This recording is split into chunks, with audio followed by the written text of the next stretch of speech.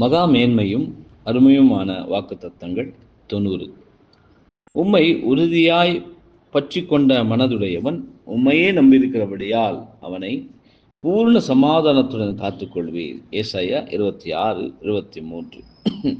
தன்னுடைய சத்துருக்கள் தன்னை கொல்லும்படி கல்லெறிந்த போது இதே சமாதானத்தையும் சந்தோஷத்தையும் ஸ்தேவானை பெற்றிருந்தார். இதையே தங்களுடைய ஏழ்மை, வியாதி, உபத்திரவம் மற்றும் சோதனையின் மத்தியில் எப்பக்கமும் சூழ்ந்துள்ள சத்துருக்களின் மத்தியிலும் கடுமையான துன்பங்களின் ஜுவாலைகளின் மத்தியிலும் இவர் போன்ற ஆயிரக்கணக்கான தேவனுடைய பரிசுத்தவான்களால் சாட்சி பகர முடியும். எங்கிருந்து இது வருகின்றது, அல்லது இத்தகைய சூழ்நிலையுடன் எவ்வாறு அமைதியும் சந்தோஷமும் இணைகின்றது, ஒத்து போகின்றது?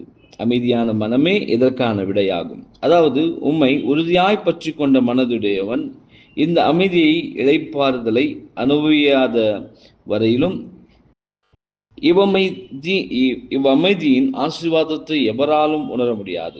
உபத்திரவங்கள் எனும் பரீட்சைகளில் அனுமதிக்கப்படாத வரையிலும் இதனுடைய மாபெரும் முக்கியத்துவத்தை ஒருவராலும் உணர்ந்து கொள்ள முடியாது என்பதே.